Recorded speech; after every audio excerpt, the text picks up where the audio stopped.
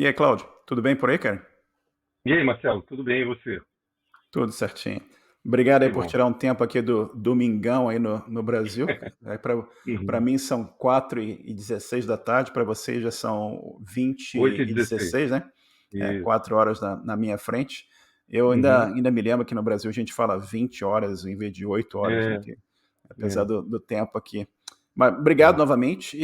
Cláudio, eu queria falar uma coisa para as pessoas aqui, antes da gente Uhum. engrenar no papo, mas o Uhum. Cláudio foi o primeiro episódio do podcast, né? Uhum. Quando eu comecei a gravar, quando eu tive o protótipo, a ideia, né? E o Cláudio foi, assim, a cobaia do episódio um, convidado um, e me ajudou aqui a gerar o que foi a primeira entrevista fantástica aqui do podcast, mas a qualidade do som não era legal. E Não. agora a gente tem um videocast e tudo mais. E eu falei assim, pô, Cláudio, volta aqui, vamos conversar. E vamos gerar um episódio aqui que vai ter uma qualidade de som melhor, pelo menos eu espero que tenha. A Eu minha acho que vai ter. beleza, com a minha beleza eu não posso fazer nada, mas com a qualidade de som acho que dá para a gente dar uma ajudada. E eu queria dizer É, também para o pessoal o seguinte: foi o Cláudio que me orientou no começo da minha carreira, começou a me mostrar o que era saber programar melhor do que eu sabia, aliás, bem melhor do que eu sabia. Então, graças ao Cláudio, sim. eu engrenei nessa carreira. E o Cláudio é meu amigo, meu padrinho de casamento, e a gente se conhece aqui há quase 40 anos, né, cara? Mas a Sim, gente por aí. continua com 22 anos, né? Mas É. Cláudio, conta pra gente, o que você está fazendo hoje em dia? O que é a tua ocupação principal? O que você anda fazendo? Antes de mais nada, eu queria agradecer a nova oportunidade de poder colaborar com esse material fantástico que você está gerando aí, esse banco de dados, áudio e agora audiovisual, né, com entrevistados com histórias riquíssimas, né, que são exemplos incríveis, cara. Eu tenho escutado todos, a cada hora que você lança cada hora é uma informação nova, é um aprendizado novo, uma turma incrível aí de entrevistados. E para mim é uma satisfação imensa poder estar participando desse grupo, né, de pessoas que estão colaborando com a nossa comunidade aí de programadores. Bom, atualmente eu estou numa empresa do ramo de óleo e gás, uma empresa de holandesa, né, que tem um braço aqui no Brasil, e a unidade do Brasil é quase que um benchmark mundial dela, devido ao nosso tamanho geográfico, devido à nossa pluralidade de climas, de culturas, enfim, tanta coisa aqui que acontece que a gente tem sempre bons exemplos para dar para holding, né? E, inclusive, até o que acontece muito lá são remanejamentos internos, e vários profissionais do Brasil são convidados a trabalharem em unidades de outros países dessa empresa, né? Que Então, bacana. a nossa expertise aqui, pela grandiosidade do Brasil, não só geográfica, como também cultural e de clima, influencia muito em a gente ter uma criatividade maior, né, nas soluções que a gente precisa aplicar. E atualmente eu trabalho numa área que se chama inteligência. Essa área ela é responsável por é, receber as informações transacionais da empresa, né, as informações contábeis, as faturas, inclusive os dados também dos fornecedores, enfim, e trazer essas informações, compilar essas informações e torná-las de uma forma mais gerencial para consumo, né? Então, agregando, traduzindo, adequando as informações para que elas sejam mais palatáveis um nível gerencial para cima. Então, é uma área que trabalha muito com banco de dados, é uma área que atualmente ela tem dois tipos de oferta de consumo de dados, que são informações visualizadas pelo Power BI, que a gente tem lá a suíte Power da Microsoft, né? Power Apps, Power BI, Power Builder, enfim. E a gente tem um outro canal de consumo de dados também, que são os cubos multidimensionais da Hyperion, usando a engine que a gente, do S-Base. E eu trabalho nesse meio termo aí, né, recebendo as informações transacionais e trabalhando essas informações para que elas fiquem num formato mais interessante para esse tipo de consumo. Muito legal, Cláudio. Muito, muito, muito Uhum, bacana. Mas vamos voltar no passado, como eu sempre falo aqui para meus convidados. uhum. Vamos lá para os primórdios da tua carreira. Como é que a computação, como é que o computador apareceu na tua vida? Você lembra como é que foi que você teve assim a exposição inicial à computação e computadores em geral? É, lembro. Naquela época, a gente não tinha o cenário que a gente tem hoje, né? Hoje em dia, um garoto de 6 anos já mexe no iPad, né? E então a gente tinha um distanciamento do computador imenso, né? Porque o que a gente tinha era um computador de grande porte em grandes empresas como bancos, seguradoras, né?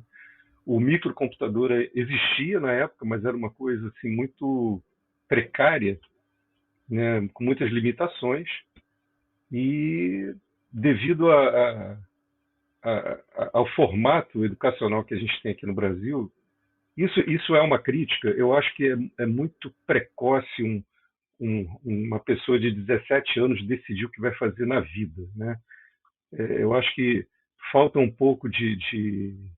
Existem pessoas que já têm essa certeza e existem pessoas que não têm essa certeza. E eu era uma pessoa que tinha algumas certezas, vamos dizer assim. Eu gostava muito de matemática, tinha uma tendência a ficar abrindo Uhum. aparelhos eletrônicos dentro de casa, então isso me levava para uma profissão engenharia, matemática. A minha sorte, ou talvez a circunstância que aconteceu na minha vida, é que meu irmão estava cursando um curso de processamento de dados na PUC. Certo. E na época eu estava prestando vestibular e ele me mostrou uma listagem de programação, um programa que ele tinha feito, e explicou assim de uma forma geral como é que funcionava aquilo. Eu me interessei, achei muito bacana. E eu não tinha computador em casa, né? Apesar de já existirem aqueles TKs, TK algum número, né? Eu não me lembro muito bem. Sim, TK 82, 95, vários TKs naquela época. É isso, você conectava num gravador de fita cassete, salvava Uhum. os programas dentro da fita cassete, eu não tinha isso. Mas aí eu me interessei pelo assunto e me preparei para fazer vestibular para essa carreira, né? E acabei passando para a PUC e cursei o curso que na época era um curso de tecnólogo, não era um curso de bacharelado, não era licenciatura, era um curso de 2 anos e meio e um curso muito intenso, porque na verdade era um assunto muito novo, né? Então a gente tinha, Certo. por exemplo, o nosso trabalho acadêmico era todo feito no computador de grande porte. Uhum. Então, não tinha hoje, por exemplo, você tem notebooks com os alunos com notebooks, você tem faculdade oferecendo é, parques de estudo, de análise acadêmica com microcomputadores. Na época não era assim. Uhum. Então, meu primeiro contato foi com essa motivação, né? Uma indicação do meu irmão, fiz vestibular, entrei para a PUC e comecei a cursar o que a gente chamava do P15, que era o Uhum. Projeto 15, era o curso de tecnólogo em processamento de dados, que durava 2 anos e meio. Chegou a usar cartão perfurado lá? Cheguei. A PUC, na época, ela ainda tem esse prédio, né? A gente chamava de RDC, era o Rio Data Center. No RDC, era um prédio de 4 andares, ou 6 andares talvez, tinha no subsolo, era onde ficava o IBM/380, que era um monstro, né? Era um computador estupidamente grande. A impressora era uma coisa tão grande, tão barulhenta, que ela tinha que ficar protegida por um acrílico para que o barulho da impressão dela não atrapalhasse tanto o ambiente, né? E a nossa comunicação com o computador, ela não era direta. A gente não tinha um teclado e uma tela que a gente pudesse digitar e ver o que a gente estava digitando. Não era assim que acontecia. No subsolo do RDC, onde ficavam computadores, impressoras, tinha uma sala com várias perfuradoras de cartão. Então, aqueles ali seriam as nossas estações, vamos dizer assim. Cada aluno sentava, pegava um deck de cartão. O cartão era uma coisa assim retangular, de cartolina, que a gente colocava uma série deles, um pack deles na máquina de perfurar, E aí descia um cartão, virava para a gente, e a gente digitava, teclava numa máquina as instruções que a gente queria que perfurassem o cartão, e a cada cartão era como se fosse uma linha de código. Então, por exemplo, se eu fosse escrever A igual a 1, isso era um cartão. B igual a A vezes 2, isso era outra linha, era outro cartão. E dependendo da linguagem de programação, isso era a emoção, né, que a gente tinha, eram mais de 500 cartões, eram muitos cartões, né? Então, por exemplo, no primeiro período da faculdade, a linguagem de programação que a gente aprendia, quer dizer, primeiro a gente aprendia pseudocódigo, a gente aprendia lógica, mas isso tudo era empacotado no primeiro período com a primeira linguagem de programação, que era PL1, Program Language 1. E era uma linguagem maravilhosa. Cara, eu adorava PL1. PL1, nossa, até hoje eu não encontrei nada parecido. Era uma linguagem muito boa, mas eu acho que já morreu. Nunca mais ouvi falar. E no segundo período era COBOL. O COBOL, por excelência, a gente escrevia muito código, mas muito código, muito código. Um monte de cartão. Muitos cartões, muitos cartões. Então, qual era o problema disso? O problema é se os cartões caíssem no chão. Porque iam sair da ordem, né, dependendo de como eles caíssem. Então, era assim, quando a gente tirava o deck de cartões da perfuradora e ia levar para a leitora de cartões, que era como se você compilasse hoje um programa. Imagina, é como se você desse um run no programa hoje, né? Executasse, por exemplo, uma rotina no notebook. E a gente levava aquele deck de cartões, ao mesmo tempo rezando mentalmente para que nada acontecesse. O operador do IBM pegava aquele deck de cartões, a gente rezava mais forte ainda, porque já não estava na nossa mão, estava na mão de outra pessoa, colocava na leitora de cartões. Aí a leitora de cartões, ela lia cada cartão em sequência de uma forma estúpida, rápida, e o deck se remontava de novo num depósito, que era o final da leitura dos cartões, ele devolvia para a gente. Aí, uma vez o deck de cartões lido, isso gerava um job, né, um trabalho dentro do computador. Então, o computador compilava o programa que a gente forneceu para ele, seja em PL1, seja em COBOL, gerava o código de máquina, e normalmente o nosso programa terminava, ou ao longo dele, tinha print, né, que seria o output na tela. Não tinha tela, não tinha vídeo. E o output, então, era num papel. Impressora. E aí o papel era um papel larguíssimo, assim, de 132 colunas, numa impressora que não era laser nem nada, a impressora montava uma linha completa e martelava o papel com uma faixa de tinta entre o martelo e o papel. Aí saía aquele papel com remalinas do lado, né? E a gente pegava depois num escaninho o output do nosso programa. E aí a gente conferia a listagem para ver se o output estava correto. Aí tinha mais duas emoções aí nessa hora. A primeira foi a emoção de digitar, levar sem cair no chão. Ok. A segunda emoção era quando a gente recebia uma mensagem de abend. Abend hoje em dia tem uma galera que usa, mas eu acho que isso não é um termo mais muito utilizado, não. Abend 0C7. Pois é, era o abnormal end, ou seja, término anormal do programa. Por algum comando errado, por alguma instrução que não fazia sentido. E aí a gente tinha que tentar achar aí a listagem ela não levava só o output, não, ela levava também o código do programa. Então era uma forma que a gente conseguia ler o que a gente tinha digitado, uma linha em cada cartão, na listagem aparecia o programa todo. Então ficava mais fácil de entender o que a gente tinha digitado, né? E a gente podia fazer também uma coisa que a gente chamava de chinês, né? Vamos fazer o chinês do programa. Então a gente pegava um rascunho e ficava simulando o computador. A cada comando que a gente lia, a gente fazia no rascunho o que o computador faria na memória dele.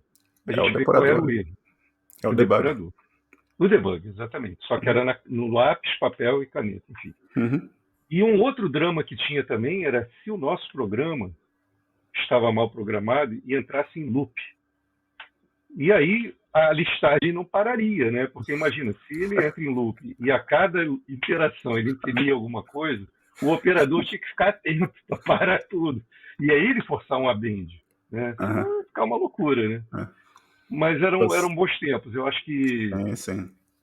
foi muito interessante. É Apesar dessa bem. história macabra aí, foi muito interessante. É. Não, essas histórias são muito interessantes e você tem que parar para pensar também que hoje em dia você tem um programador, você tem tela grande, ou muitos têm mais de uma tela, né? Mais de um monitor. Você Uhum. tem monitor sei lá, a tecnologia hoje de tela totalmente diferente da época que a gente. Quando a gente, eu e você, a gente estava trabalhando na Internacional Seguros, a gente tinha até um monitor de fósforo verde, lembra? Que era só a tela, Lembro. não tinha cor, né? Era tudo verde. Isso. Tons de Você. verde, né? Tinha o verde mais claro. Tons de verde, né? Eu ainda lembro que Tons eu de fiquei verde. horas procurando um erro no programa em Pascal, porque eu comentei 1000 linhas de código e eu não conseguia perceber que era um verde mais claro ou mais escuro, né? Pois Mas, é. e coisas do tipo. Você falando tá me lembrando que também, né? Hoje em dia o pessoal tem o teclado mecânico, se bem que os teclados, a gente até tem uns teclados interessantes naquela época que pintou, que a gente começou aí para microinformática, né? Mas a Uhum. evolução do ferramental, essa coisa de você ter cada cartão numa linha, meu Deus do céu, imagina hoje É. com o volume de código que você gera nas Nossa. aplicações, né? A É. evolução é bastante grande, né? Mas, Cláudio, você na PUC, você estudou, você terminou o P15, e você, eventualmente, você foi dar aula, né? Você foi dar aula na estrutura de dados, se eu me lembro bem. E como é que Sim, foi? sim. Você já saiu direto do curso para dar aula? Ou como é que foi o término do curso e a tua entrada no mercado profissional e também a oportunidade que apareceu para você dar aula na PUC? É, assim, antes de falar um pouco disso, só para situar melhor, geralmente as pessoas que entravam para o P15 também tinham um curso, se eu não me engano, na UFRJ, na época, que era um curso que também formava profissionais na área de informática. Mas geralmente as pessoas elas não tinham, como existe hoje, nenhum conhecimento prévio, nenhum. Então, só para deixar isso claro, a maioria, mais de 90% das pessoas que chegavam no primeiro período, eles estavam vendo pela primeira vez uma coisa que nunca tinha sido mostrada, debatida, não era comentada, não tinha nada, nada, zero, zero. Então, muitas pessoas tiveram muitas dificuldades de entender o que é a lógica de programação, né? O que é um comando depois do outro, o que é uma memória de computador, o que é uma variável. Nossa, isso Hum. era uma coisa assim realmente fora do normal para nós naquela época, né? E aí, o P15 era um ótimo curso, os professores eram excelentes, nossa, aprendemos muito ali. E o bacana do curso, eu não sei como é que está hoje, tá? Eu me afastei muito da área acadêmica, já tem uns bons anos. Mas a gente aprendia, é, é, tinha uma matéria lá de sistemas, por exemplo, que a gente aprendia coisas de mais baixo nível possível, né? O que acontecia quando você mandava um comando para a máquina? Como é que ele era traduzido para a linguagem assembler? Como é que essa linguagem executar? Como é que os comandos eram executados, né? E a gente tinha uma noção muito interessante de tudo que acontecia dentro do computador. Tanto é que tinha uma eletiva lá que eu fiz, que era Assembler, que é a linguagem de máquina, para você sentir a barra de como é que era a linguagem Assembler, a prova final dessa matéria era escrever a palavra Flamengo ao contrário. Quer dizer, hoje, se você fizer isso numa linguagem mais moderna, é a coisa mais simples que existe. Só que em Assembler era muito complexo, né? E aí, ao longo do curso, eu acabei fazendo uma matéria que era obrigatória, de quinto período, chamada Estrutura de Dados.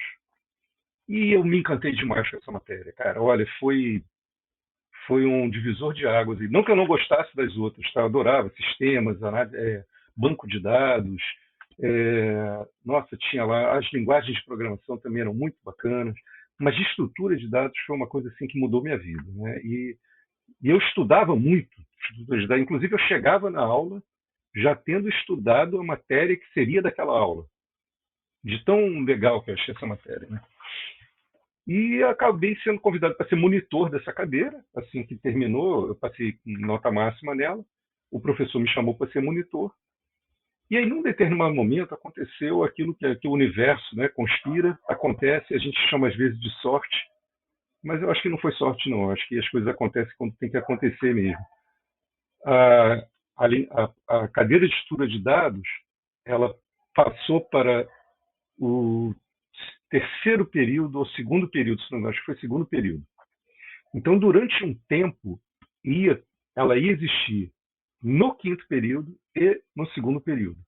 Então, teriam várias turmas de estrutura de dados até que a última turma do quinto período acabasse e ficaria só no segundo período. E eu estava me formando. Nesse momento exato, eu estava me formando. E aí o professor de estrutura de dados me convidou para dar aula. Olha, a gente está precisando de braço aqui. Sensacional. E você... aí fui eu e mais 2 amigos do grupo, né, que eu tinha, e mais um restante da galera que a gente se conhecia lá também. Foi uma turma, uma equipe muito bacana, cara. Nossa, olha, pessoas assim inteligentíssimas, eu aprendi muito nessa época. E aí eu me formei com 21 anos e comecei a dar aula assim que eu me formei, porque inclusive eu nem sabia que isso ia acontecer, tá? Eu me formei, aí 2 amigos meus de faculdade falaram assim, pô, vamos começar a correr depois do trabalho? Ah, vamos começar a correr depois do trabalho. Como é que a gente faz? Ah, a gente se encontra com você, eu morava na usina da Tijuca, aqui no Rio de Janeiro tem um bairro que fica próximo à Floresta da Tijuca. Uhum. Aí a gente combinava assim, ó, quando der umas 7 horas da noite, a gente já tinha voltado do trabalho, né? A gente se encontra lá e sobe o Alto da Boa Vista correndo. Durou 2 semanas, porque o professor de estrutura me ligou e disse, olha, a gente está precisando de gente para dar aula, começa agora em agosto. E à noite? Aí, à noite, era à noite, o curso era à noite. As aulas começavam, tinha 2 turmas, uma de 6 às 8 e uma de 8 às 10, e eram 3 vezes a semana, segunda, quarta e sexta. E aí eu comecei a dar aula, cara, eu não parei mais, fiquei 9 anos dando aula na PUC. Quando diminuiu a quantidade de turmas pelo término do quinto período, né, eu continuei e foi um dos melhores momentos profissionais da minha vida. Mas a gente pode deixar isso para mais adiante aí. Não sei se eu respondi a sua pergunta. Respondeu sim. Depois eu vou perguntar do livro. Você escreveu um livro com esse pessoal da PUC também, né? Sim, é verdade. Sobre Então eu estrutura de posso até dados. engatilhar isso agora. Então, estamos no tempo, né? Essa equipe de professores, a gente teve a ideia de escrever um livro sobre estrutura de dados, né? E nós nos juntamos, éramos 5 escrevendo o livro, e lançamos o livro. Agora, curiosidade que nós lançamos o livro, e um período depois nós paramos de dar aula, muitos de nós, né? E a gente nunca teve a chance de aplicar em sala de aula 100% do livro que a gente tinha escrito, mas coisas da vida, né? Porque o livro demorou muito a maturar e até ser impresso, publicado, etc. Mas ficou um trabalho muito bacana, muito bacana. Aí uma coisa importante também, essa carreira de tecnólogo de processamento de dados, ela tinha uma característica muito diferenciada na época, porque era uma carreira que permitia você cedo já começasse a estagiar. Diferente, por exemplo, de uma carreira de um engenheiro ou de um médico, né? Isso eram os comparativos que a gente fazia na época. Tá? Então, com 18 anos, já no segundo período, eu já estava começando a estagiar, e no terceiro eu já estava estagiando, já tinha sido contratado, e aí não era mais estágio, já era funcionário. Quer dizer, é tudo muito precoce. Então, com 21 anos de idade, eu já tinha chegado no topo do que era a carreira de tecnólogo em processamento de dados, que naquela época era analista de sistemas, que a gente falava, né? Não existia o que a gente chama hoje de carreira em Y. Então, por exemplo, hoje a gente tem algumas camadas a mais, né? Depois do analista, a gente tem o especialista, e aí do especialista ele pode seguir uma carreira em Y, ou continua na área tecnológica, ou vai para a área administrativa. Vai ser um gerente, por exemplo, um coordenador, vai lidar mais com pessoas do que com a tecnologia propriamente dita, né? Então, foi uma coisa que na época eu fiquei até um pouco preocupado, porque eu falei, caramba, eu sou tão novo e parou, né? Não tinha mais o que seguir. Aí a moda na época era, não, vamos fazer uma faculdade de administração para que a gente possa ser gerente. Então, eu falei, cara, eu não vou fazer faculdade de administração, não vou fazer. Eu preferi continuar dando aula, que era uma atividade que me falava mais ao coração, do que fazer uma nova faculdade. Né? Então eu tive que fazer uma opção, foi uma alternativa. E você deu aula por 9 anos, que você falou, né? 9 anos na PUC. Foi, Bacana, foi uma bacana experiência demais. fantástica. Bacana Nossa, demais. muito bacana, muito bacana. Mas nesse mesmo tempo que você foi dar aula, você também foi para a carreira de analista, né? A gente trabalhou lá na Autodata. Sim, Como é que foi essa, sim. essa tua entrada para a área de programação, análise de sistema? Como é que foi essa tua entrada? Que você falou, você mencionou estágio, mas como é que pintou assim a tua primeira oportunidade para você trabalhar ou como analista ou analista programador? Tinha esse cargo também, analista programador, lembra disso? Analista programador, Ah, tinha, tinha. É muito interessante, é porque ficava um limbo, né? Tinha o cara que isso. só programava, e aí É, quando ele começava a ganhar uma senioridade, ele também conversava com o usuário para saber o que o usuário queria e programava. Então ele passava a é, ser um analista programador. E pois é. tinha um analista que, em tese, também programava, tá? Mas conversava mais com o usuário, fazia entrevistas, coisa e tal, para poder traduzir o Uhum. desejo do usuário para bits e bytes, né? Enfim. O meu primeiro estágio, cara, foi aos 18 anos. Meu irmão trabalhava na Bolsa de Valores do Rio de Janeiro na época, conhecia uma galera de lá que tinha uma sociedade, eram 6 sócios, que tinha uma software house. Essa figura, essa entidade não existe mais. Tá? Então, a software house era uma empresa que criava programas em computador, vendia para particulares, para empresas, enfim. E essa software house ela tinha um sistema de open market, que era um sistema que dava apoio àquelas pessoas que faziam investimento na bolsa de valores na época. E aí eu consegui um estágio aí. Então eram 6 sócios e eles só podiam ir lá à noite, porque esses sócios trabalhavam nas suas empresas, eles eram empregados de outras empresas. Eram amigos que tinham juntado essa software house. Então eu passava o dia inteiro numa empresa que não era deles, era uma sala de um dos sócios, que era uma outra empresa que fazia outra coisa, e eu ficava no meu cantinho lá, trabalhando no microcomputador na época, era um Commodore, com uma placa CPM80, e a linguagem que a gente usava era Basic, MBasic, e o sistema operacional era o MS-DOS. Aí chegava numa hora da tarde, tinha lá um Twilight Zone da vida, que eles chegavam na empresa, a empresa estava fechando, eu tinha que ficar mais uns minutinhos para poder ter contato com eles. Mas eu aprendi muito nessa empresa. Olha, foi um estágio, cara, para mim caiu do céu esse estágio aí. Porque aconteceu uma coisa muito interessante, cara. Eles tinham um software básico, a gente chamava de software básico, que fazia acesso aos arquivos de dados em disco com um algoritmo de árvore binária de busca, que era um assunto que era dado na cadeira de Estrutura de estrutura dados. de dados. É. Uhum. E aí eu pude ver aquela teoria toda que eu tive na prática, em Basic. Cara, foi assim, nossa, foi muito bom. Foi muito bom. Eu aprendi muito lá, passei algum tempo lá, né? Enfim, foi uma experiência sensacional. E E aí depois, cara, eu nem me lembro mais para onde eu fui depois, mas eu já passei por alguns outros lugares, né, antes de virar consultor, porque aí começou a aparecer a figura do consultor de informática, né? Mas eu fui funcionário de várias empresas, como analista programador, como analista. Eu trabalhei numa empresa de exportadora de café, também foi muito interessante trabalhar lá. Eu trabalhei numa outra software house, que foi onde a gente se conheceu, como é que é o nome? Data. Não estou te ouvindo. Está me ouvindo? Eu acho que é Eu, eu, eu Autodata. falei, eu falei em mute aqui, Autodata. Ah, Autodata, é isso. É. Depois eu fui para a Internacional de Seguros, mas na Uhum. Internacional de Seguros eu fui 2 vezes, uma como estagiário e depois outra como analista. Ah, é? É, eu tinha ido antes para lá como estagiário, saí e depois voltei como analista. Foi muito bom trabalhar na Internacional de Seguros também. Sim, foi Foi ótimo. depois da Autodata. É. É. Nós fomos para lá. Eu, você e o Rubens, E lembra disso? a É. gente foi junto, isso Aliás, mesmo. você mencionou que trabalhou numa empresa de exportadora de café para. Você bebe café? Para quem é da área de TI, é meio perigoso Bebo. trabalhar em empresa de café. Bebo. Inclusive lá eu aprendi a tomar café sem açúcar, porque era uma heresia você adoçar o café. Só É. que na época eu tive muita dificuldade de me adaptar a isso.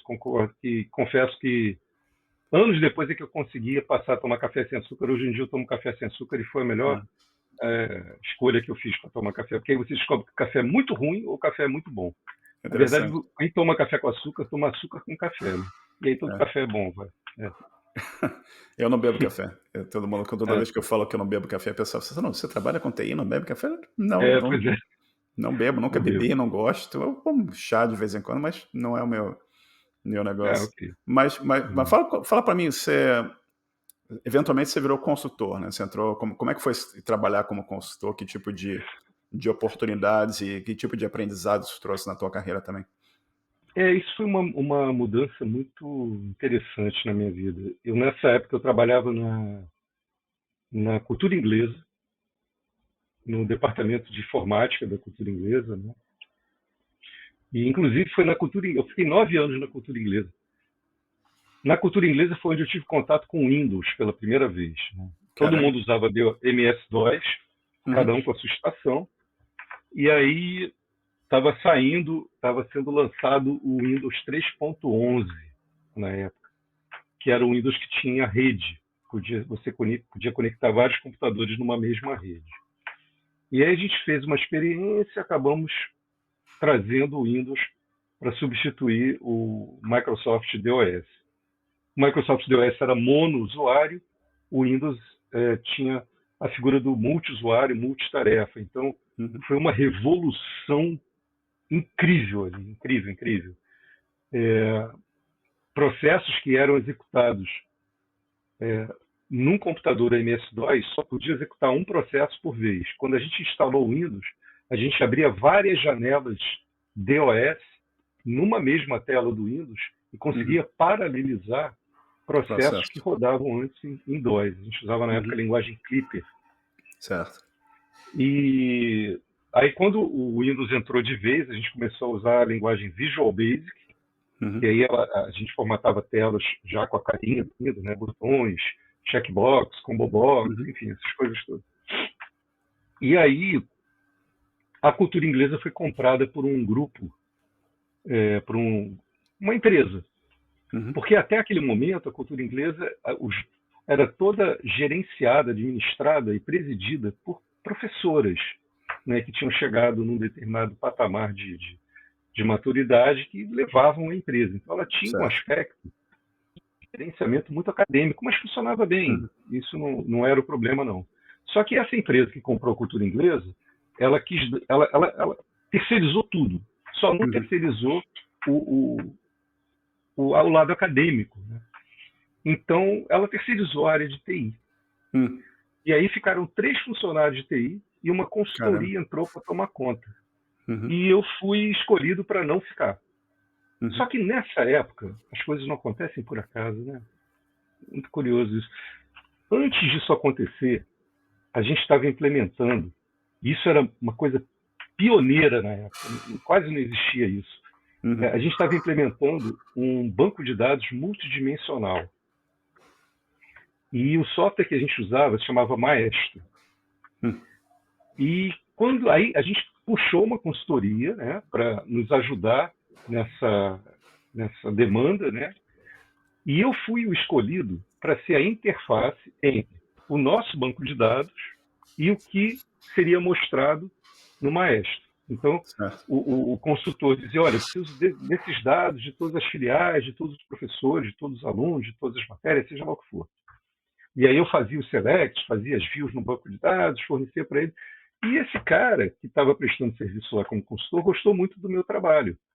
E aí, quando ele soube que eu ia ficar desempregado, ele me chamou para trabalhar na consultoria dele.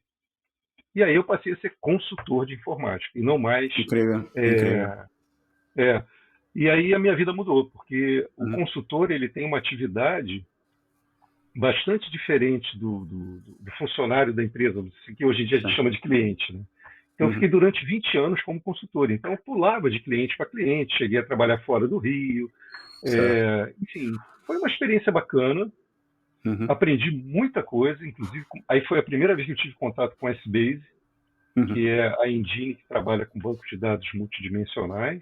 Certo. E viajei, conheci clientes diferentes, tive ótimos clientes. Nossa, cara, foi muito interessante. Só tinha um problema nessa história toda. O meu perfil, ele é um perfil de uma pessoa que gosta de ter sua própria mesa, seu computador, seu cantinho. E o consultor não tem isso. O consultor, hoje ele está Uhum. aqui, amanhã ele está lá, e Sim. muda tudo, e agora ele está no cliente, daqui a pouco ele não está mais. Uhum. Assim, eu acho que todas as coisas têm o lado bom e o lado ruim, né? Eu não diria nem Com que seja certeza. ruim. Tem o lado que a gente precisa se adaptar, né? Que vai ser o Uhum. desafio, e tem o lado que a Lado, gente está na zona de conforto. lado Mas, diferente. mas foi muito bom. Foi muito boa essa É. época. Ô, É. Cláudio, antes de eu te Hum, perguntar de banco de dados multidimensional, deixa eu te perguntar uma coisa que eu estava lembrando aqui. Que em uhum, determinado momento, quando eu comecei lá a trabalhar contigo, eu estava programando em Basic e a gente montou uma. Na época não tinha uma funcionalidade assim para entrada de dados, né? Então a gente uhum. criou o que na época seria uma framework. E logo Isso. depois veio o Turbo Pascal. E a gente reescreveu aquele framework, que era tudo para entrada de dados. Você criava telas e, tipo, definia como é que aquela tela ia, eu executava aquele programa, ele mostrava aquela tela e tinha um framework controlando aquelas entradas de dados e ia passando aquilo para o programa. Né? É interessante Uhum, pensar nisso e voltar na história daquilo que isso tem, sabe, 30 e tantos anos e ver hoje em dia hum, frameworks de JavaScript fazendo coisas meio é, semelhantes àquilo, né? Mas é. é sempre interessante ver como essas coisas evoluem. Você falando também, eu estava pensando nos cartões perfurados. Imagina você pegar esses bancos de dados que você usa hoje, com a complexidade dessas aplicações, a quantidade de código que você tem nessas aplicações. Imagina a quantidade de cartão perfurado que isso ia gerar. Então É. ia faltar árvore, né? Para gerar Pois papel para é. fazer cartão perfurado. Mas É, conta um pouquinho para a gente o que é um banco de dados multidimensional, como é que isso funciona? Dá uma orientaçãozinha para a nossa audiência sobre o tópico. é interessante, porque a gente não aprendeu isso na faculdade. Na época a gente não tinha essa matéria, né? Nós tínhamos a matéria de banco de dados, mas a matéria ensinava basicamente o banco de dados relacional, que é um banco de dados com linhas e colunas. Isso é o padrão que a gente tem aí. O banco de dados multidimensional, ele vem trazer mais do que duas dimensões para o jogo. Então você tem o que a gente chama de indicador de métrica, ou seja, aquele valor que a gente quer ver em algum momento para consultar, para consumir, e em torno daquele valor a gente tem as dimensões, também é uma outra palavra ligada a esse ramo, que são os atributos que a gente pode associar àquele valor. Então, por exemplo, se eu fosse pegar a cultura inglesa ou qualquer outra entidade de ensino, né? Então, vamos dizer que eu tenho assim a frequência do aluno, se ele foi ou não foi naquele dia. Essa frequência ela está ligada ao aluno, essa frequência está ligada à filial onde o aluno estuda, essa frequência pode estar ligada à região geográfica onde o aluno estuda, essa frequência está ligada a uma data, a um mês, a um ano. Então, eu começo a ter uma variação de possibilidades de consultar essa informação que não é apenas uma só ou duas. São três, quatro, cinco, seis, sete informações. Uma ferramenta que a gente tem hoje que parece muito com esse tipo de consumo de dados é a tabela dinâmica do Excel. Então, você consegue ter os valores mostrados e os atributos que batizam esse valor, que se relacionam com esse valor, tanto no topo da página, filtrando o que vai, como você quer ver aquele valor, como também nas linhas, mostrando os detalhes daqueles valores ali. Então, o S-Base, que era uma ferramenta da época, que não era a única, mas era uma das poucas, porque isso ainda estava muito incipiente naquele momento. Né? E o S-Base é uma ferramenta que existe até hoje. A empresa foi comprada pela Oracle e é muito poderoso, mas muito poderoso mesmo. Anos depois, a Microsoft lançou o Analysis Services para competir com o S-Base, mas eu cheguei a trabalhar com Analysis Services, mas eu acho que não fez muito sucesso, não. O S-Base, eu pude comparar um com o outro, e o S-Base realmente era muito mais potente.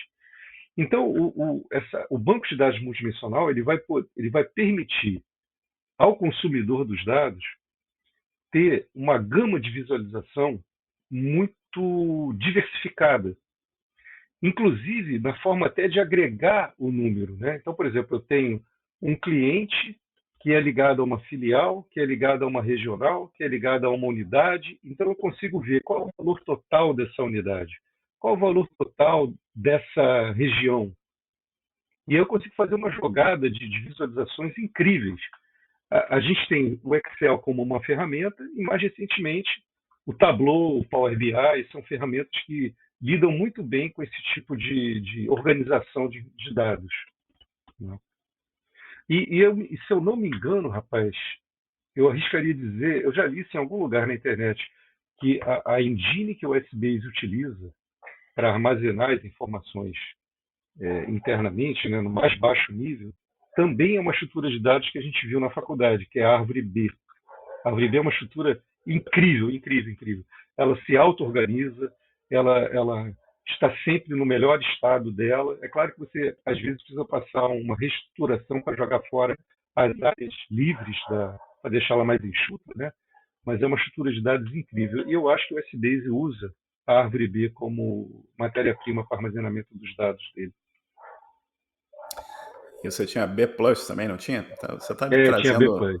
você tá me trazendo lembranças aqui de coisas que estavam assim armazenadas nas camadas mais inferiores de memória aqui, cara. Mas é Uma coisa que eu sensacional. acho bacana na nossa geração, Marcelo, sabe? É muito curioso, porque hoje lá no meu departamento, eu lido com um pessoal muito jovem, sabe? Uhum. Tem pessoas lá de 28, 25 Sim, sim. anos, e eles chegam de uma escolaridade, vamos dizer assim, muito diferente do que a gente, quando chegou no mercado, quando nós Uhum. tínhamos 20, 25 anos, né? Uhum. Então, a sensação que eu tenho é que eles estão muito distantes, e naturalmente, isso acontece naturalmente, isso Sim. não é nem uma crítica, não. Eles Uhum. estão muito distantes do âmago do processamento Uhum. dos dados, entendeu? Quer dizer, eu me lembro que em PL1 eu tinha variáveis no programa, nos programas que eu escrevi, que era bit. Então eu conseguia dizer se uma variável era do tamanho bit, sim ou não. Hoje em dia, a RAM não é mais um problema, Sim. o disco não é mais um problema. Quer dizer, eu programei em computador cuja memória RAM era 64K Uhum. bytes. Então a gente fazia uma ginástica incrível para o programa caber Cadê? É. naquele espaço. Hoje em dia você tem um complexo de várias unidades interligadas, escalamento de memória RAM, de disco, então você arrebenta aí, faz o que você quiser, e quando precisa de Uhum. área ele pega, quando precisa ele descarta. É outro mundo, né? Mas eu digo para você, eu acho que essa escola que a gente teve de raspar bit, ela trouxe para a gente um conhecimento bem interessante, bem Não, com interessante. certeza. Mas se você parar para pensar, é, por exemplo, você usou cartão perfurado. Uhum, Eu, na época que tinha o P15, tinha um curso na UERJ, que é onde eu estudei, e tinha um curso no Fundão também, na UFRJ.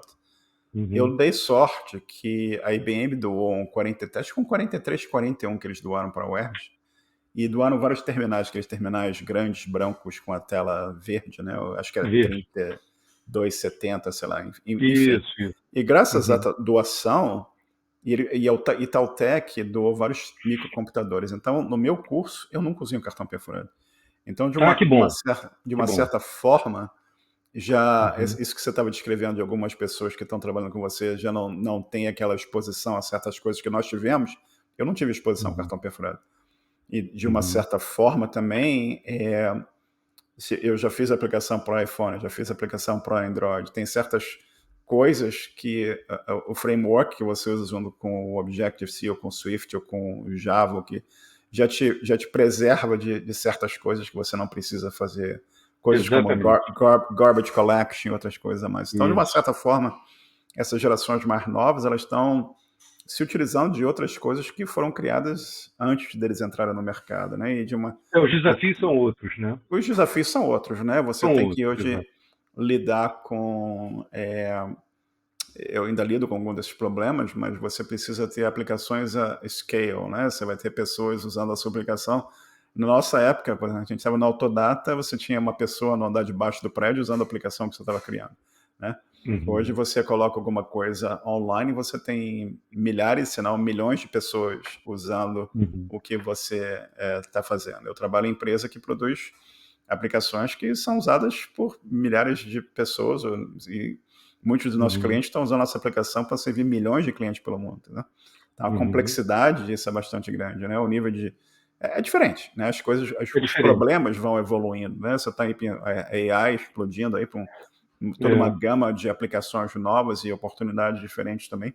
Mas o que eu acho que é muito interessante para nós, que já estamos na estrada há um bom tempo, né? Que nem quando a gente começou, nem eu nem você tinha cabelo branco, nem barba branca.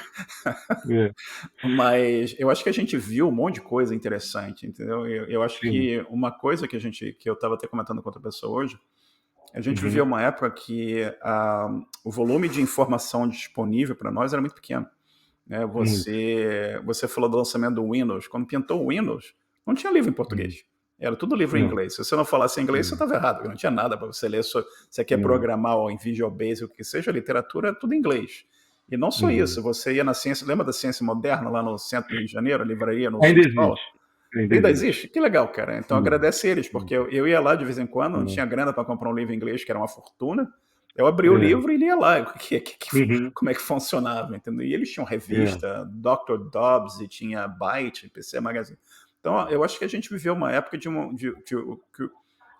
ainda tem isso hoje, né? O hobbyista, o cara que está tentando criar uma coisinha. Você hoje tem coisas como Raspberry Pi, você tem Arduino, o pessoal que já gosta de fazer as coisas do hardware, né? Você brinca lá com seus LEDs, com seus, como chama aquilo, os resistores e tal, e você monta o seu circuitozinho. Cara, o que a gente tem hoje é um volume absurdo de informação, um volume Uhum. absurdo de ferramentas, entendeu? Acho que não tem nada que você não queira aprender, ainda mais hoje. AI, você vai no ChatGPT ou vai em qualquer outra ferramenta aqui, você fala assim, monta Uhum. um programa de estudo, eu quero aprender, sei lá, eu quero aprender bancos de dados multidimensional. E o treco vai montar uma lista de estudo para Sim. você, e você vai lá e você estuda. E, E cara, se você pegar um texto em inglês, você pede para traduzir na hora. é impressionante. E não É. só isso, o ChatGPT entende português, né? Se você perguntar em português, É, ele pois é. vai te responder em português, né? Você vê É outro mundo. Outro mundo. essas coisas estão sendo treinadas em informações que estão na internet, né? Uhum. E se você... Um amigo meu tinha uma ideia interessante. Ele falou que... acho que foi o Paganini que falou isso. Todos nós somos LLMs, né? Large Language Models. Alguns são treinados em mais dados do que outros. Alguns são treinados em dados melhores do que outros, né? Então, Uhum. mas enfim, e É. cara, voltando à tua evolução aqui, você virou consultor, você trabalhou, você falou 20 anos como consultor. Como é que Uhum. você chegou na Supergasbras? Foi... Assim, eu fui consultor da Supergasbras em dois momentos, né? Ah, tá. Um em 2002, se eu não me engano, a gente implantou um sistema de orçamento e, aliás, eu queria abrir um parênteses aqui, uma coisa que também contribuiu muito com a minha vida Uhum, profissional. Na faculdade tinha uma cadeira eletiva, você escolhia as eletivas, né? Tinha um leque lá, você poderia sair da faculdade sem ter cursado alguma cadeira eletiva, nem nunca ter passado por ela, mas tudo bem. E aí tinha uma cadeira eletiva chamada Sistemas Parametrizados, que, que eu me interessei e falei, pô, que interessante isso. Aí eu fui perguntar para a coordenadora do curso o que é sistemas parametrizados. Olha, só o professor sabe. Eu falei, tá. Bom, eu vou me matricular então. Aí a primeira aula do professor foi sobre a vida dele. Então, eu me lembro que, assim, eu vou chutar aqui, porque realmente esse detalhe, a esse nível eu não lembro, mas ele era filho de italiano, com grega, morou em Londres, cresceu na França e morava agora no Brasil. Era um negócio desse. E sistemas parametrizados, ele ensinava como parametrizar sistemas. Ou seja, você construía uma inteligência de programação tal que o que você traria de insumo para aquele processamento, tudo seria previsto e naturalmente bem recebido e processado para que o output atendesse à necessidade. Então, lá dentro, a programação em si, ela era hiperinteligente. Você tinha que prever todas as possibilidades possíveis de entrada e para tomar todas as decisões necessárias para atingir o resultado desejado. Isso mudou minha vida de programação, né? Eu passei a pensar nos meus sistemas em que eu programava, todos de forma parametrizada. E essa minha primeira ida para a Supergasbras em 2002, o sistema que eu implantei ele foi em VBA Excel e ele era todo parametrizado, a ponto do usuário não precisar mais de mim. Por quê? Sempre foi o meu objetivo, profissionalmente falando, né? Me dava uma demanda, eu tinha que fazer tal projeto, tal sistema. Eu tentava construir aquilo de uma forma tal que não fosse para mim, fosse para quem chegasse depois de mim e que não me ligasse, me deixasse livre para eu continuar o meu caminho. Então, além de boa documentação na programação, eu tentava parametrizar o máximo possível para que qualquer necessidade que o usuário tivesse, diferente daquela primeira que ele tinha definido, ele poderia aplicar ali. Então, por exemplo, eu vou dar um exemplo aqui. No sistema de orçamento, a gente tinha várias guias Excel em que o usuário fazia o input de dados de orçamento para determinadas contas contábeis e centros de custos. Cada guia era para um determinado assunto. Muito bem, você imagina se ele ficasse tendo que precisar da minha mão de obra para criar uma guia nova. Olha, surgiu um centro de custo novo, a gente tem aqui o elenco de contas contábeis, eu preciso de uma tela nova aqui. Eu não queria isso para mim, né? Então, o que eu fiz? Eu fiz uma planilha que gerava guias. Então, nessa planilha, não era uma interface desumana, muito pelo contrário, era uma interface humanizada. O usuário desenhava praticamente quais eram as contas contábeis, os períodos, os centros de custo que ele queria trabalhar, e essa planilha matriz gerava uma planilha filha que já tinha os inputs necessários que ela ia usar ao longo do tempo. E isso funcionou durante muito tempo. Eu saí de lá, a consultoria acabou e nunca entraram em contato, o que para mim é um sinal de sucesso, né? E então essa técnica de parametrização hoje para mim é uma constante, sempre foi desde então, né? Até hoje eu uso esse preceito, né? esse princípio. E aí eu voltei para lá em 2007. E aí eu fiquei 9 anos, nossa, esse número me persegue. Eu fiquei 9 anos na Super Gás como consultor, trabalhando na área de informações gerenciais. E eu tive a chance de criar vários projetos, olha, muito altas experiências, cara, oportunidades incríveis, incríveis mesmo. E aí, em 2019, eu volto para lá como funcionário. E qual é a primeira tarefa que eu tenho?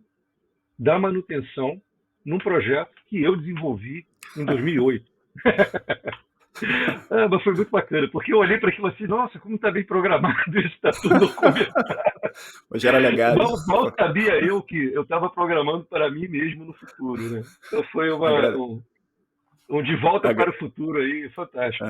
Agradecer ao Cláudio do passado. Foi uma cápsula do tempo aí. Estava dando manutenção no legado que você criou 9 anos antes. Pois rapaz. Nossa, olha, esse mundo é muito curioso, né? Bacana demais, cara. Isso é sensacional. Foi muito legal. Isso é incrível, cara.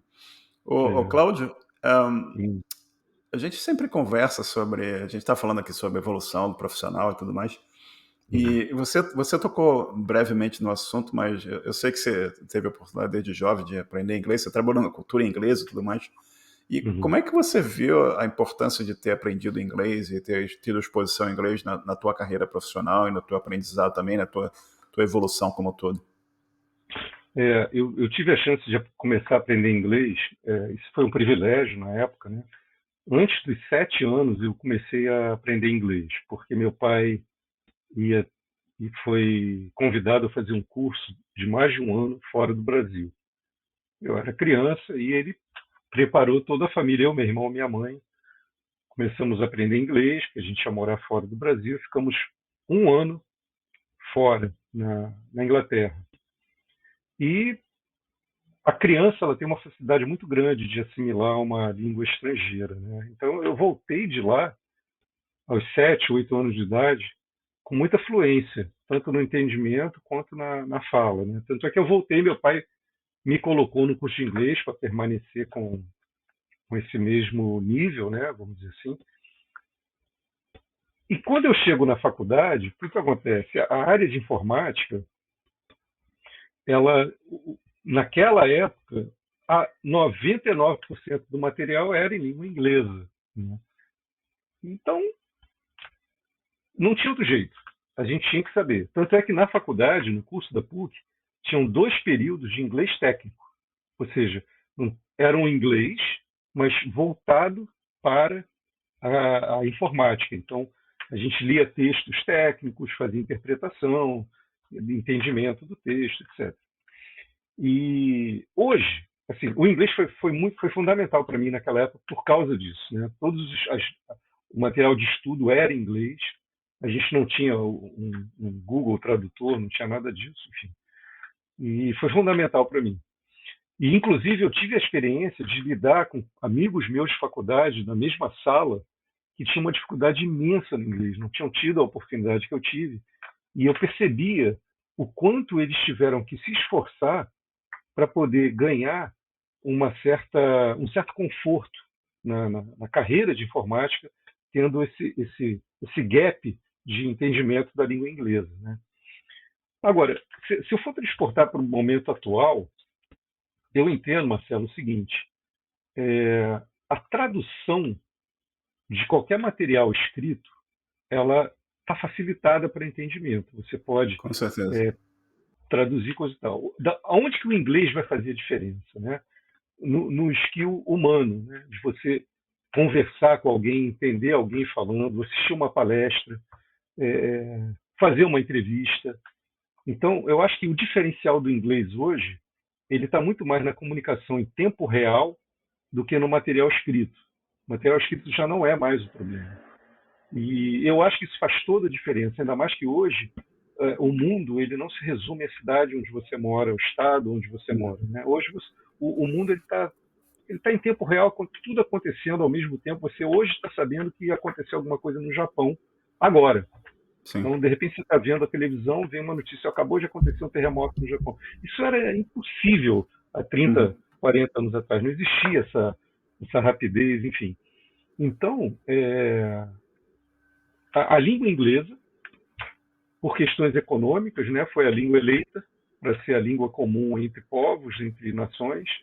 E eu acho fundamental, cara, porque não importa para o país que você vá.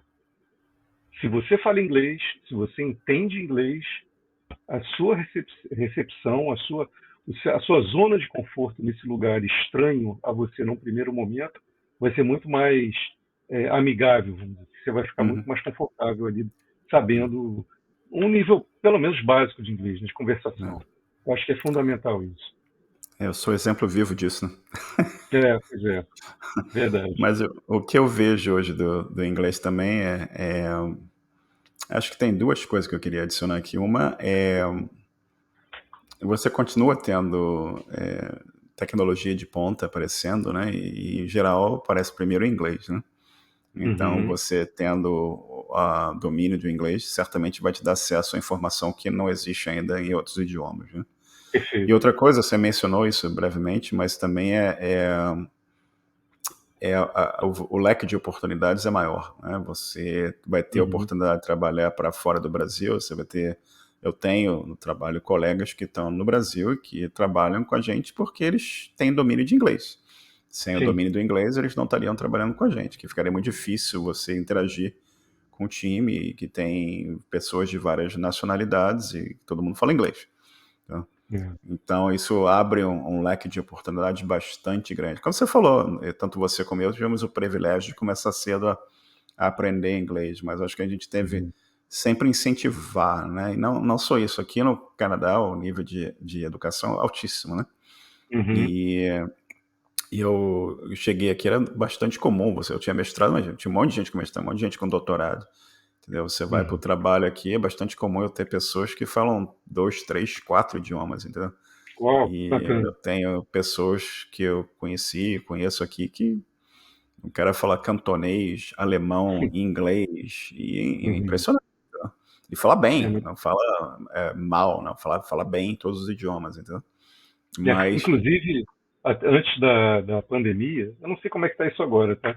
Mas existe aquela figura do nômade, né? Tem alguns nômade profissionais da digital. área de informática, eles mudam de cidade, eles não Sim, sim. têm apego, a É. cidade onde mora. Uhum. E apesar de você poder trabalhar remotamente para uma empresa, eles Uhum. estão disponíveis a mudar de país a cada momento. Sim, Eles sim, estão em algum lugar sim, diferente do mundo, né? sim. E nessa hora o Tem várias, inglês vai. é, tem várias empresas que trabalham assim também, remote first, né? Por exemplo, GitLab, que é um competidor do GitHub, eles são Uhum, totalmente remotos, eles não têm office, entendeu? Isso você tem um uhum, custo menor operacional, que você não tem prédio, você não tem pessoal sim, gastando energia da empresa, você não tem pessoal tomando café da empresa ou comprando papel para impressora, entendeu? é, Mas tem certas. É um modelo de business diferente, né? Tem várias pessoas que eu conheço que são nômades digitais também. Não tem, uhum. fica tipo um tempo aqui no Canadá e chega no verão, vai para Europa ou vai para outro canto Isso, qualquer que está afim de estar, entendeu? isso. E eu mesmo trabalho 100% remoto, né? Eu tô Uhum. baseado aqui no momento, mas eu tô, quem sabe onde eu vou estar no ano que vem ou daqui sei lá Pois quando, é. entendeu? Isso eu acho uma É. coisa bem interessante também. Agora, Uhum. Cláudio, a gente falou Sim, de tecnologia, a gente foi lá do cartão perfurado para o banco de né? dados multidimensional, uma evolução brutal, né? E tem Uhum. algum tipo de tecnologia que você não trabalha ou não tenha trabalhado e que você eventualmente gostaria, quem sabe, um dia trabalhar? Então, tem. A Supergás Baixo está implementando, nesses últimos anos tem sido feito um trabalho bastante intenso nesse sentido, com ciência de dados. Né? E essa é um viés da nossa área que me interessa muito. E ela está abrindo oportunidades, né, para amadurecer, crescer mais ainda esse departamento, que está dentro do departamento que eu trabalho, inclusive, trabalho no departamento de inteligência. Então, Certo. eu tô pegando um momento da empresa que está em plena transição. Não é uma Uhum. transição rápida. É, por acaso, pelo meu background, né, pelo meu passado, eu Uhum. estou atuando mais do que a gente chama lá de mundo velho, Uhum. porque apesar dele estar ainda vigorando, ele é chamado de mundo velho porque o mundo novo, que é um mundo que trabalha com ciência de dados e o Azure da Microsoft, enfim, ele ainda é necessário, né? Ele é o coração da coisa no dia a dia. Uhum. E em algum momento ele vai acabar. Vai haver o chaveamento e os processos do mundo velho, os dados do mundo velho já vão estar migrados para o mundo novo. Então, eu acho que uma coisa que me chama muito a atenção hoje é esse novo campo de trabalho, né? Eu Uhum. tenho pouco conhecimento, já fiz alguns cursos, mas assim não me considero um sênior Certo. nesse nesse mundo de ciência de dados. Mas é bem interessante, é bem Uhum. interessante. Legal. Isso é É, bacana. E vamos aguardar aqui a próxima gravação do podcast. A gente tem que combinar quando você já estiver expandindo nesse setor aí. vamos ver o que vai É, acontecer. próxima gravação. A gente levou o quê? Hoje, esse episódio aqui vai ser o 84. Então, a gente levou 84 episódios para regravar você em vídeo agora, né? Esse foi o Pois é. episódio 1. E Cláudio, por falar em episódios Hum, passados, e falar no passado, uhum. olhando a vida aqui, a profissão e tudo mais, você teria feito alguma coisa diferente, olhando para trás? Alguma coisa que você gostaria de ter tido a chance de modificar? Cara, olha, uma coisa que eu acho que eu gostaria de ter feito é não ter largado a área acadêmica. Uhum. Eu acho que eu tive uma satisfação muito grande dando aula. Eu acho que eu me encontrei profissionalmente nessa carreira, né? E assim, eu até sei os motivos pelos quais eu tive que largar a Uhum. faculdade como professor. Assim, não me arrependo porque eram motivos Certo. importantes na época, né? Pertinente. Mas, mas talvez eu pudesse, se eu pudesse voltar, ou enfim, talvez eu tentasse conciliar com mais vigor a dualidade de trabalho e aulas, né? Para ver se até hoje eu conseguiria manter essa prática, né? Que eu acho que foi muito importante para mim. Eu aprendi muito. Eu acho que o professor ele tem muita coisa para passar de informação, mas ele aprende, cara, diariamente. É um aprendizado incrível, cara. Uhum. Nossa, eu acho que é uma carreira pouquíssimo valorizada. E aí Uhum. eu não falo só de professor de faculdade, não. Eu falo de qualquer instância de Sim, professorado. sim. E é uma profissão riquíssima. Mas, olha, tão importante, cara. Mas tão importante. A gente tá com a forma, a coisa está se formando ali, né? A cabeça do aluno, o que você está passando, as informações, a forma como você passa, o que você julga certo, o que você julga errado, o que, que é opinião sua, o que, que não é opinião, o que, que é fato. Então, você poder ter sempre essa claridade, né, de troca de informações. E a cada aula, a gente é gozado que a gente se preparava, eu me preparava para a aula mentalmente, imaginando um elenco de dúvidas que eu acho que aquela matéria poderia suscitar. Uhum. Então eu ia mais ou menos preparado. Né? Tipo, pô, essa matéria tem essa dificuldade nesse ponto, talvez alguém pergunte sobre isso. Eu nunca sugeria a dúvida, eu dava a matéria e deixava as cabeças fervilhando para ver o que, que vinha por aí.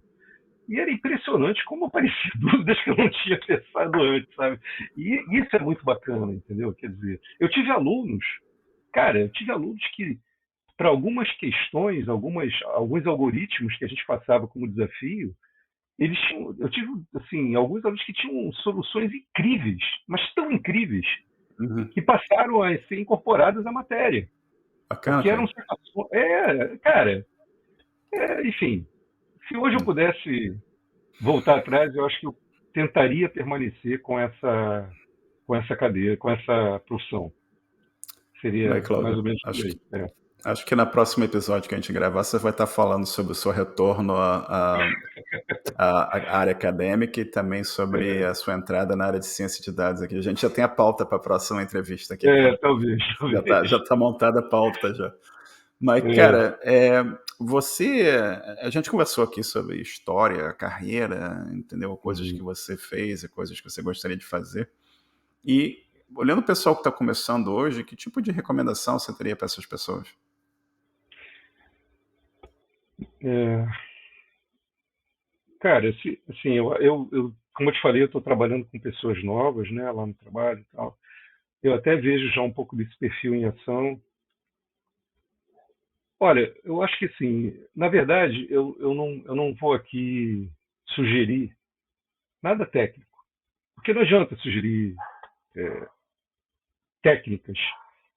As coisas mudam muito rápido na informática, Com né? certeza, com certeza. Muito, muito rápido, mas muito rápido. Então, não adianta eu falar sobre uma linguagem, falar sobre um determinado método. E isso aí a gente pode até equiparar à vida, né? Se a gente for Uhum, pensar, a vida da gente ela muda de uma forma incrível, né? A única coisa certa é a mudança, né? Já se diz por aí. Então, que tipo de sugestão que a gente pode fazer? É uma sugestão que ela pode se adaptar a qualquer situação que você venha a passar na profissão, né?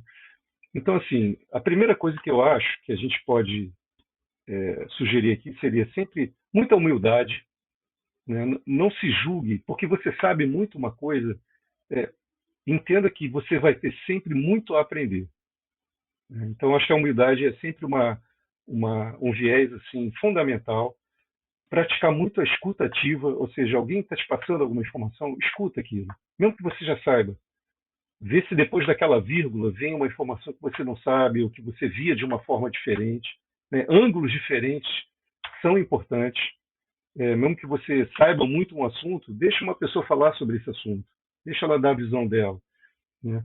Uma outra coisa também que me ajudou muito na minha vida profissional foi que todo o material que eu produzi, seja ele documentacional, seja ele alguma rotina, algum programa, algum sistema, algum projeto, seja lá o que for, eu nunca fiz para mim, né? Sempre, tudo que eu fiz, tudo que eu produzi, que foi criação minha, eu sempre pensava em quem iria me substituir depois daquilo.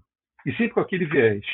É, eu quero poder sair dessa situação e seguir o meu caminho sem manter nada preso aqui. Então, eu tentava ser o mais claro possível, sem ser prolixo, porque a prolixidade também ela atrapalha muito. Mas eu tentava sempre produzir algum material que a pessoa que chegasse, ela já traria o desconforto de uhum. não conhecer, né? Então a minha proposta era minimizar ao máximo aquele desconforto do cheguei agora, como é que é isso? Então eu tentava gerar sempre um material, e tento até hoje, isso é uma prática minha, tentar gerar o máximo possível de um conforto para quem está chegando e nunca viu aquilo. Certo. Que, que meia dúzia de palavras iam só rechear a passagem de conhecimento necessária para que a pessoa pudesse assimilar. Então, assim, sempre trabalhe de uma forma que aquilo vai seguir. A gente não é eterno, a gente não está ali para sempre. O que a gente faz é um legado. Pessoas vão trabalhar com isso no segundo momento. Então, e você não vai estar mais ali. E que bom que você não vai estar mais ali. Que bom que você está seguindo o seu caminho, que você está evoluindo. E a vida é assim mesmo, né? Então, eu acho que são duas sugestões que, para mim, me ajudam muito no meu dia a dia. Até hoje eu pratico isso, tá? Então, por exemplo, você vê, a informática ela tem uma característica de sempre trazer muitas novidades. Nesse tempo que eu estou hoje, eu estou com uma possibilidade de aprender uma coisa que eu nem imaginava que eu tivesse a necessidade de aprender. Então é uma coisa que está mudando toda hora. A gente é Sim, sim. sempre um aprendiz. A gente Sim. nunca sabe tudo. Hoje em dia tem um garoto lá trabalhando comigo de 28 anos que sabe desse assunto, nossa, muito mais que eu. E ele tem muito para me ensinar. Então, cara, é isso, Uhum. entendeu? A idade Sensacional. cronológica, ela não é parâmetro para Uhum. determinadas situações, e tudo que a gente for gerar, tudo que a gente for produzir, tudo que for nosso legado, que seja sempre visando quem vem depois. Eu acho que isso Uhum. daí é importante pra caramba, cara. E manter. Hoje em dia isso está muito mais em voga do que no nosso tempo, tá, Marcelo? Eu acho que antigamente, se você era um bom técnico, você estava bem na fita. Hoje eu acho que os soft skills eles têm muito mais importância do que os hard skills. Os hard Uhum. skills são bons, são necessários, ok. Mas o bom relacionamento com a equipe, com os subordinados, com os superiores, você Sim. ter uma boa inteligência emocional, trabalhar Uhum. esse lado em paralelo, como se tornar uma pessoa melhor, como se tornar uma pessoa Com suave, certeza. afável, comunicativa. Eu acho que, apesar da gente lidar com máquinas o tempo todo, com linguagens de programação, esses skills, eles são, hoje em dia, muito mais visados numa entrevista, por exemplo. Eu participo de algumas entrevistas lá. A comunicabilidade, o estar à vontade para falar, o falar bem, isso daí pesa muito, cara, pesa Uhum. muito. Isso daí, se você tem alguma dificuldade, se a pessoa tem alguma dificuldade de comunicação, trabalhe esse lado. Sim, sim. É, a inteligência emocional também é muito importante. Fazer uma terapia, fazer alguma atividade que faça evoluir esse outro lado, entendeu? Que não é Uhum. só o Uhum. técnico, né? Isso pesa muito. Ô, Cláudio, Hum. cara, essas. Você falou uma coisa que a idade cronológica não quer Não é necessariamente determinante para dizer. algumas Exato, não é coisas. determinante. Isso é realmente uma coisa muito interessante aqui, cara. E Uhum. é coisa de a gente procurar ser melhor a cada dia, né? Que eu acho que a gente tem que sempre procurar ser melhor e tentar pensar também nos que estão vindo atrás. E Sim. tentar, de alguma certa forma, ajudar os outros sempre, né? Tentar ajudar os outros, acho que é o que motiva a gente, Sim. faz a gente se sentir feliz também. E, Uhum. cara, por falar em ajudar e dicas, você tem dicas de livro, de música, jogos, filmes, ou o que você gostar, o que você quiser compartilhar? Cara, em termos de livro, assim, eu sou bem eclético, tá? Tanto em música quanto em livro. Eu não tenho o hábito muito de ler livro técnico. Já tive muito na minha juventude, né? Hoje em dia eu tô lendo muito livro de...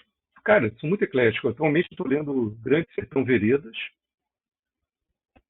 que não é uma leitura muito fácil, mas gosto muito de ficção científica, eu gosto muito de suspense, Agatha Christie, eu sou fã da Agatha Christie. Cara, eu li um livro há 2 anos atrás, que esse cara que eu achei fantástico o livro. E agora virou uma série na Apple TV. E para minha sorte, e eu digo para a sorte de todos os leitores desse livro, o roteirista da série é o autor do livro, o que torna a série muito mais interessante, Uhum. né? Chama Matéria Escura. Cara, esse livro é sensacional. Ele trabalha com uma teoria da física quântica E a série está sendo muito bem levada. Não digo que está 100% igual ao livro, porque toda a migração entre modais, né, livro para televisão, ou um filme para livro, enfim, tem suas adaptações, não dá para ser 100% a mesma coisa. Mas está muito bem adaptada, está muito bem levada. Assim, em termos de livro, cara, sei lá, eu gosto muito, eu sou muito eclético, não tenho assim uma preferência, né? Gosto de Agatha Christie, gosto de ficção científica, mas procuro também ler os clássicos brasileiros. E gosto muito de filosofia também, é uma coisa que eu me alimento semanalmente, eu tenho assino podcasts, né, sobre esse tipo de assunto. E filosofia, no caso, ela por si só, ela é eclética, né? Que a filosofia, ela traz todas as possibilidades possíveis de manifestação do ser humano, né? Como você ser um ser humano. Então, você tem vários pensadores aí ao longo dos séculos pensando sobre isso, trazendo cada um as suas opiniões, as suas visões. Então, isso me interessa muito. E espiritualidade também é um assunto que me interessa muito, tenho lido muito sobre isso. Mas filosofia realmente tem tomado mais o meu tempo.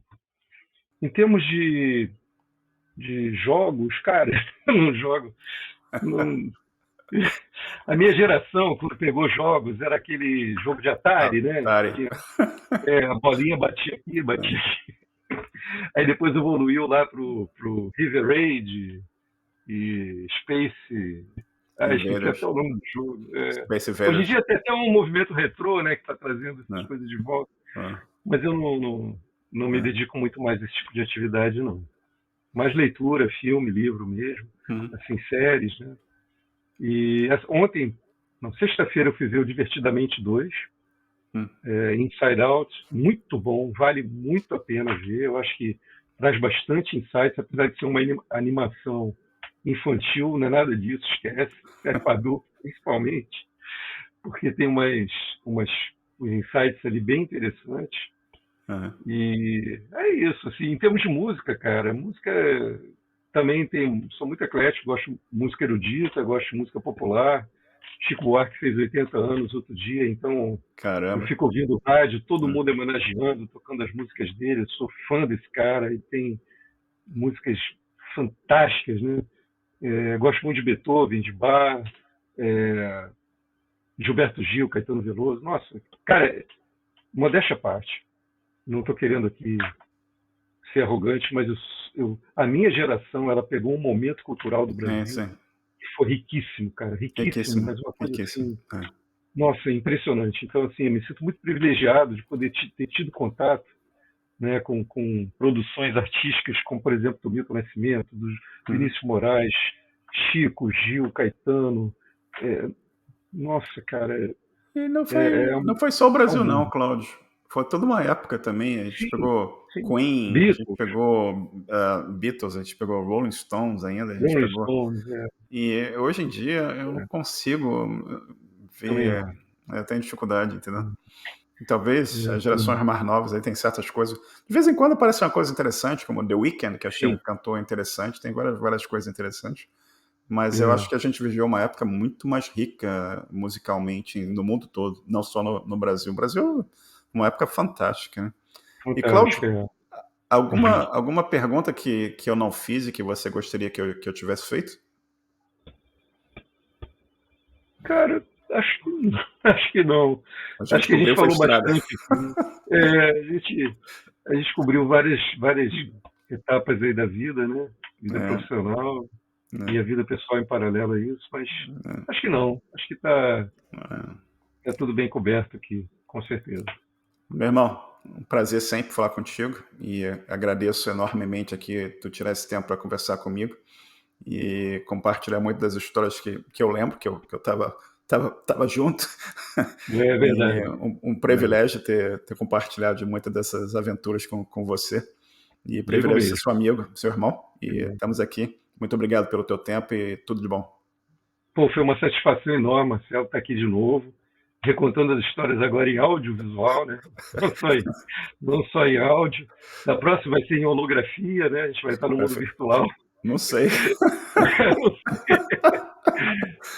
Isso que aqui vai vem estar por tudo lá no aí. YouTube para a posteridade. O pessoal daqui, Pois sei lá, é, pois é. vai estar assistindo a gente, já vai ter virado fumaça, e o pessoal vai estar vendo isso aí e falou: Ih, o que esses caras estão falando aí? Cartão perfurado? O Rapaz, que foi isso? Um vai ter que ter abração, até um Cláudio. tradutor. Valeu, Exato. amigo. Foi ótimo. Obrigado, um Vamos abraço. falar depois aqui. Aguenta um pouco aí, vou parar de gravar aqui, a gente fica com o papinho um pouco Tá aqui. bom. Aguenta aí. Valeu.